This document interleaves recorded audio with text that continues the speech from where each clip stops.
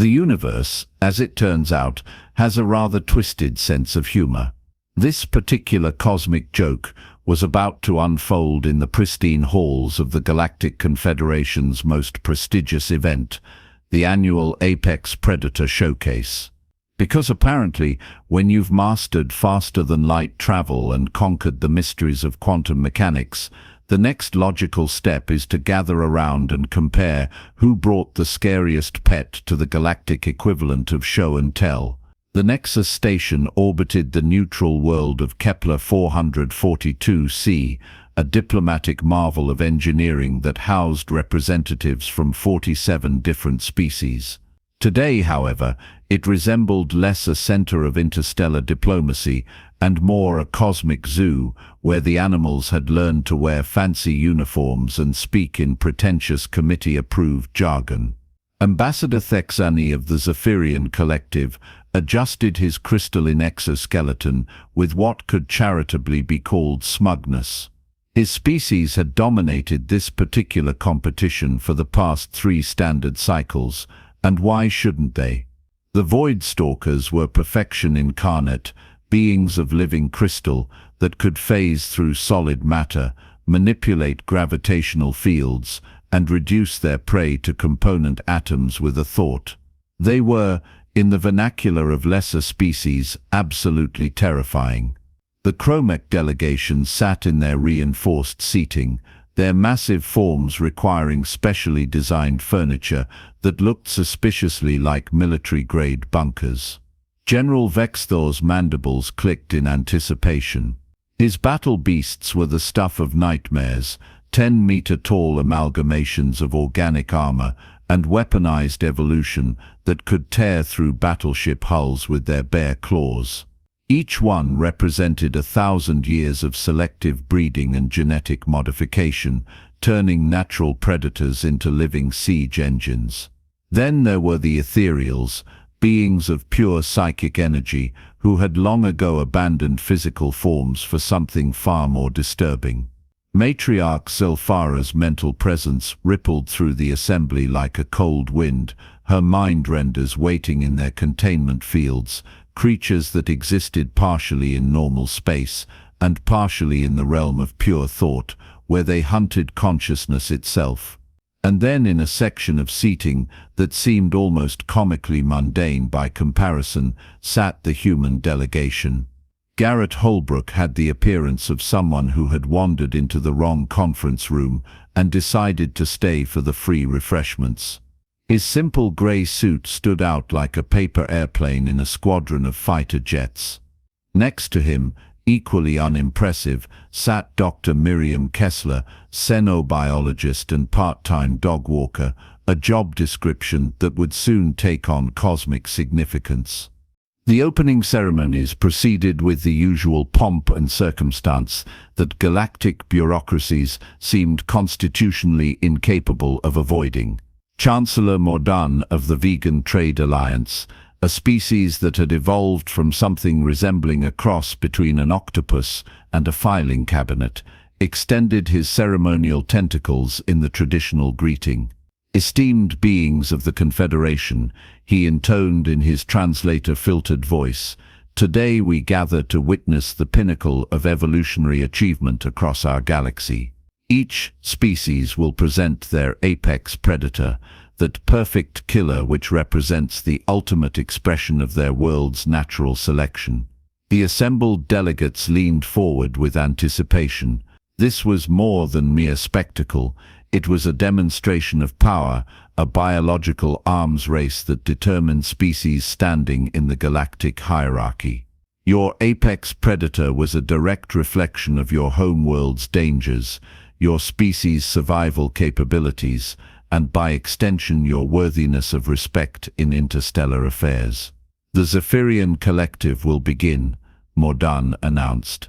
Ambassador Thexani rose with fluid grace, his crystalline form refracting the station's artificial lighting into prismatic cascades. Honored colleagues, behold the apex of Zephyr Prime, the Void Stalker. The containment field shimmered and dissolved, revealing something that made several delegates involuntarily step backward. The Void Stalker stood 3 meters tall, its body composed of what appeared to be living obsidian shot through with veins of pulsing energy. Its form was vaguely humanoid but utterly alien, too many joints in its limbs, fingers that ended in reality-cutting claws, and a head that seemed to exist in several dimensions simultaneously. The Void Stalker, the ex-Arnie continued with obvious pride, hunts in the quantum foam between realities. It phases through matter as easily as you or I move through atmosphere. Its prey cannot hide behind barriers, cannot flee to alternate dimensions, cannot even die properly. The Void Stalker consumes the very concept of their existence. The demonstration began with a series of obstacles, meter-thick durasteel barriers, energy shields, even a small pocket of folded space-time. The Void Stalker moved through them all like they were mere suggestions, its claws leaving trails of nothingness that made the air itself seem to whimper. Polite applause echoed through the chamber, though several species translation matrices had difficulty conveying emotions beyond profound existential terror. General Vexthor rumbled to his feet next, his carapace scraping against the reinforced ceiling. Observe the culmination of Kromach martial evolution, our battle beast. The thing that emerged from the Kromach containment unit defied several laws of physics and at least one treaty regarding cruel and unusual punishment of local space-time. 10 meters of organic warfare, the battle beast looked like someone had asked a committee of particularly sadistic engineers to design the perfect killing machine, then given them unlimited resources and a complete disregard for the Geneva Convention. Its demonstration involved systematically dismantling a decommissioned cruiser, treating the military-grade hull plating like wet cardboard. When it finished, there was nothing left but component atoms and a lingering sense that the universe had just witnessed something profoundly unfair. Matriarch Zelfera didn't bother with physical movement. Her psychic presence simply intensified until several delegates began experiencing mild hallucinations. The mind render requires no introduction to those who have survived its attention. She projected directly into their consciousness. It hunts in the spaces between thoughts, feeds on sanity itself, and turns its prey's own minds into weapons against them. The mind render's demonstration was mercifully brief, mostly because the target, a volunteer from the Altarian Diplomatic Corps, spent the entire encounter curled in a corner, weeping and occasionally asking why the colors were singing. When it was over, he politely requested political asylum on literally any other planet. Lesser species presented their champions with varying degrees of success. The Rigelian acid spawns dissolved their test materials with admirable efficiency. The Andromedan phase hunters put on a credible show of interdimensional stalking. Even the diminutive Tau Cetians managed to impress with their nano-swarms, though the effect was somewhat diminished by their representatives' tendency to speak in squeaks. Finally, Chancellor Morden's attention turned to the human section. And now the newest members of our Confederation, Humanity of Sol System 3. We are curious to see what your homeworld has produced.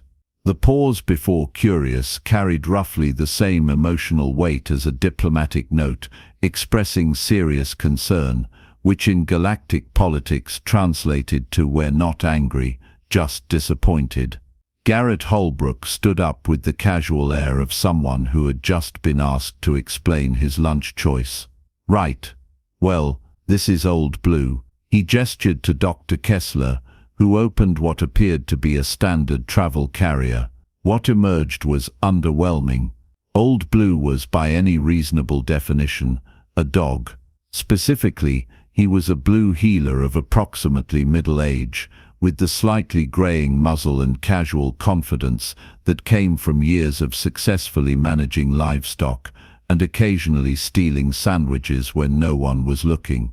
His most distinctive feature was a complete and utter lack of concern for his current surroundings. The silence that followed was the kind typically reserved for funeral services or particularly awkward family dinners.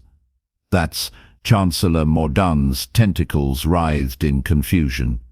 That's your apex predator." "Well," Holbrook replied with the tone of someone explaining something obvious to a particularly slow child, "he's certainly apex at what he does." Old Blue, meanwhile, had noticed the Void Stalker and decided to investigate. The cosmic horror from beyond reality found itself being thoroughly sniffed by a creature that had once spent an entire afternoon barking at his own reflection. "Perhaps," Ambassador Thexani said carefully, "there has been some misunderstanding. This is clearly a domestic companion animal. We were expecting your world's ultimate killing machine." Dr. Kessler scratched Old Blue behind the ears. "Oh, but he is our ultimate killing machine. We just happened to make friends with him about 15,000 years ago." The assembled delegates processed this statement with the sort of thoughtful pause usually associated with philosophical breakthroughs or complete mental breakdowns. "I'm sorry," General Vexther rumbled. "Did you say you domesticated your apex predator?" "Domesticated seems like a strong word," Holbrook mused. "More like we came to a mutually beneficial arrangement. We give them food, shelter, and belly rubs. They help us hunt, guard our territory, and occasionally fetch our slippers." Old Blue had moved on to investigating the battle beast, which was currently experiencing the novel sensation of having its armored leg sniffed by something roughly 1/50th its size. The dog's tail wagged with the universal canine expression of, "This is interesting, but not particularly threatening." Matriarch Zelfara's psychic probe touched Old Blue's mind and immediately recoiled. The dog's consciousness was a maze of simple pleasures, absolute loyalty, and an unshakable confidence that any problem could be solved through a combination of persistence, pack coordination, and strategic application of teeth. There was no fear to manipulate, no sanity to shred, just the mental equivalent of a brick wall made of tennis balls and unconditional love. "This cannot be your apex predator," she projected, though her psychic voice carried a note of uncertainty. "Our mindrender finds no purchase in its thoughts." "That's probably because you're approaching it wrong," Dr. Kessler explained helpfully. "Blue here isn't designed to be a solo hunter. None of them are really. They're pack animals, cooperative hunters." "Pack animals?" Several delegates echoed simultaneously. "Oh yes. See, the thing about humans is we're pack animals too. Always have been." So when we met these fellows, she gestured to Old Blue, who was now investigating the mindrender's containment field with professional interest, we recognized a kindred spirit. Ambassador Thexani's crystalline form flickered with agitation. "But surely your world produced more dangerous creatures, solitary hunters of superior killing capacity." "Oh, absolutely," Holbrook agreed cheerfully. "We had saber-toothed cats, cave bears, giant wolves, massive reptiles, truly terrifying creatures, most of them." "And where are they now?" Chancellor Mordan asked, his translator struggling with what sounded suspiciously like hope. "Extinct, mostly. Turns out being a perfect solitary killer isn't much good when you're facing a coordinated pack of cooperative hunters who use tools, share information, and hold grudges across generations." The implications of this statement settled over the assembly like a particularly uncomfortable blanket. Several delegates began quietly recalculating their species' position in what they had previously assumed was a well-understood galactic hierarchy. Old Blue had apparently decided that the alien apex predators were sufficiently investigated and had moved on to more pressing concerns, specifically the interesting smells coming from the refreshment table. His casual dismissal of the galaxy's most feared creatures was somehow more unnerving than any display of aggressive dominance could have been. "You're telling us," General Vexthor said slowly, "that your species formed an alliance with your apex predators." "Alliance is putting it formally," Dr. Kessler replied. "We just learned to work together. Turns out cooperation beats competition in the long run. Who knew?" She said this with the sort of innocent tone that suggested she was genuinely surprised anyone might find this concept revolutionary, despite the fact that it had apparently never occurred to the 46 other species present. The Void Stalker, still attempting to process the experience of being sniffed by something that existed entirely in normal space-time, made what its translator rendered as a confused inquiry about proper hunting protocols. "I think," Holbrook said thoughtfully, "the issue here is that you're all thinking about this wrong. You've been breeding for individual perfection, the ultimate solitary killer. But evolution doesn't actually favor solitary killers in the long term. It favors whatever survives to reproduce. And what survives," Dr. Kessler added, "is usually whatever learns to work together most effectively." Old Blue had successfully charmed a snack from one of the Altarian delegates and was now demonstrating another uniquely human innovation, the ability to look simultaneously satisfied and hopeful for additional snacks. "Your creatures are certainly impressive," Holbrook continued conversationally, "but they're specialists. The Void Stalker is perfect for hunting in quantum foam, but put it in a terrestrial environment with pack hunters, well, Blue here has already figured out it can't phase and bite at the same time." This was true. The dog had somehow managed to position himself in such a way that the Void Stalker's attempts to demonstrate its phasing abilities were constantly interrupted by the need to avoid stepping on him. It was like watching a master swordsman being defeated by an enthusiastic toddler with a pool noodle.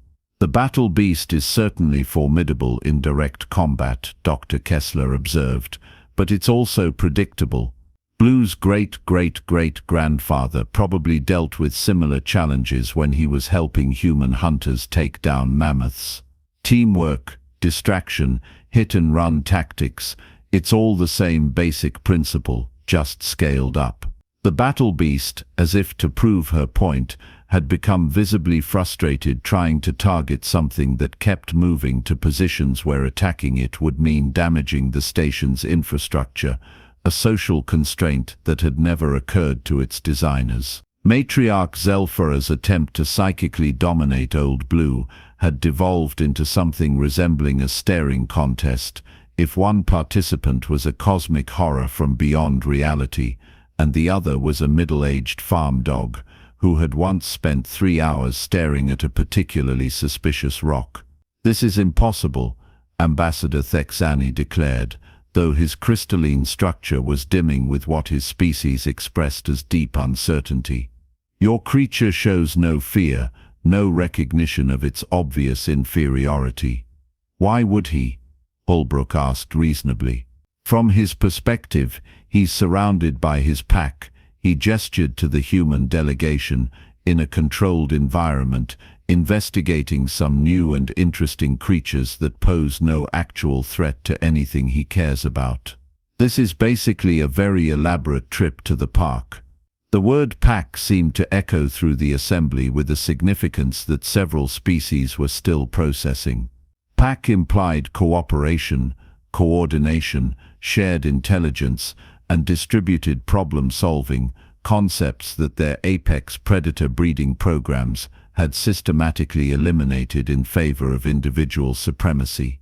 Old Blue, having thoroughly investigated all the alien apex predators and found them mildly interesting, but ultimately irrelevant to his primary concerns, had settled down for a nap in a patch of artificial sunlight.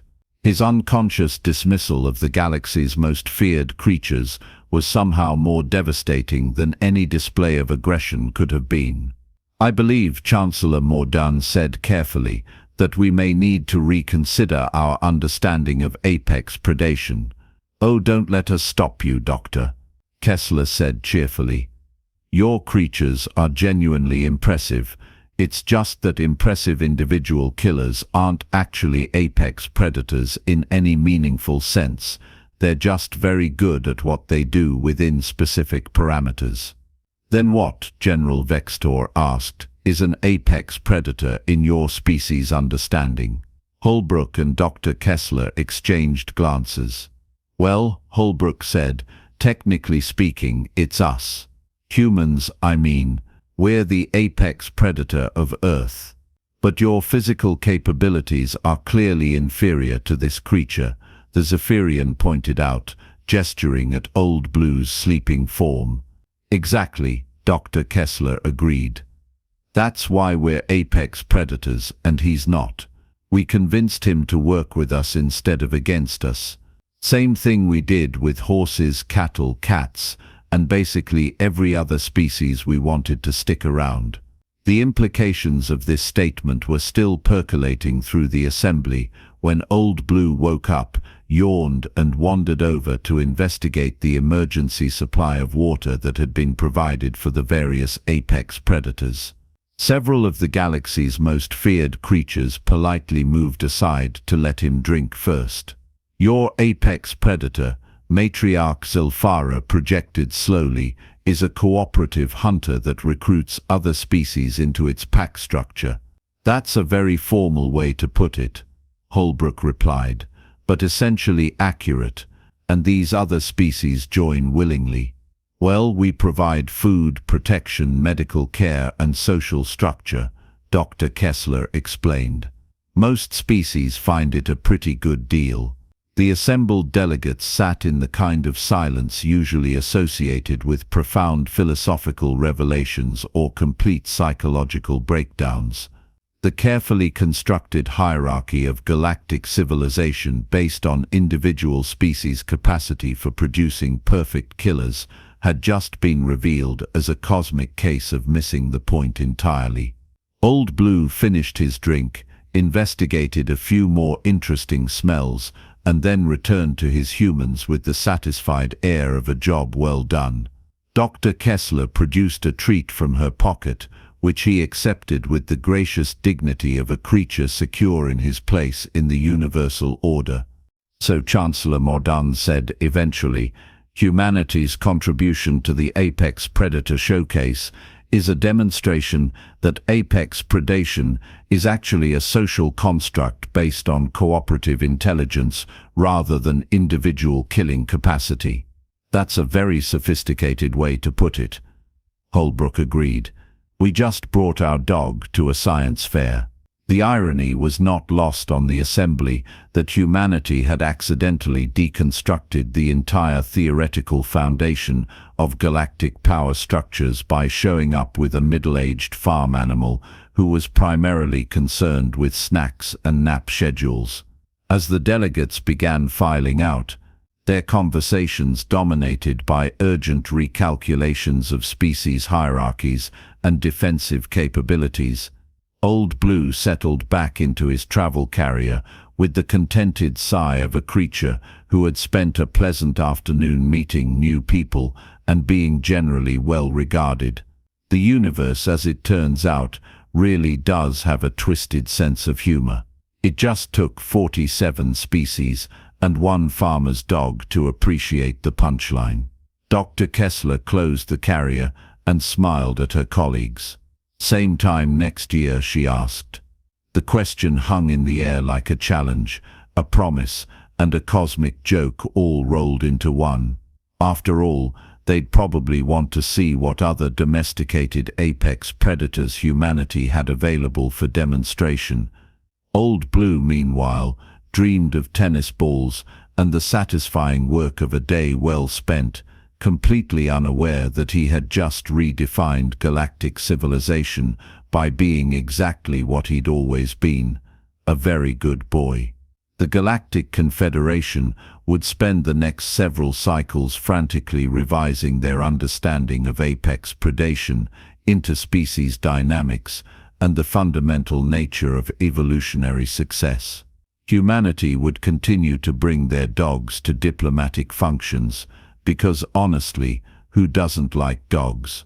And somewhere in the vast cosmic dance of civilizations rising and falling, Old Blue's legacy would endure as proof that sometimes the most profound truths come not from the perfection of individual excellence, but from the simple wisdom of knowing when to work together. The universe, it seemed, had been waiting a very long time for someone to point out that being apex didn't mean being alone.